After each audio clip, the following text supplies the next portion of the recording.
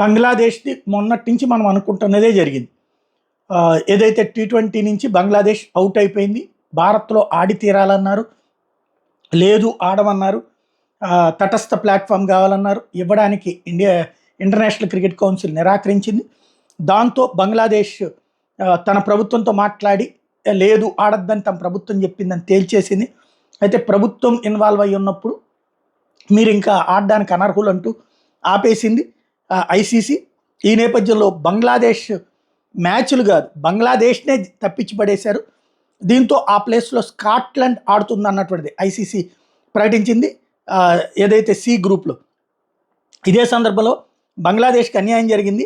అంతర్జాతీయ cricket council board సమావేశంలో నేను అదే చెప్పాను.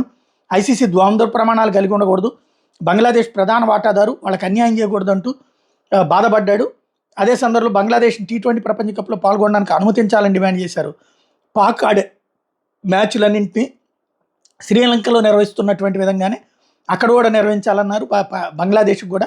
అయితే భద్రతా కారణాల దృష్ట్యా భారత్లో మ్యాచ్లు ఆడడానికి బంగ్లాదేశ్ నిరాకరించడం, తమ మ్యాచ్లు శ్రీలంకకు మార్చాలని బంగ్లా ఐసీసీకి విజ్ఞప్తి చేయడం, ఆ అభ్యర్థిని తిరస్కరించిన నేపథ్యంలో ఐసీసీ భారత్లోనే ఆడాలని తేల్చి చెప్పడం.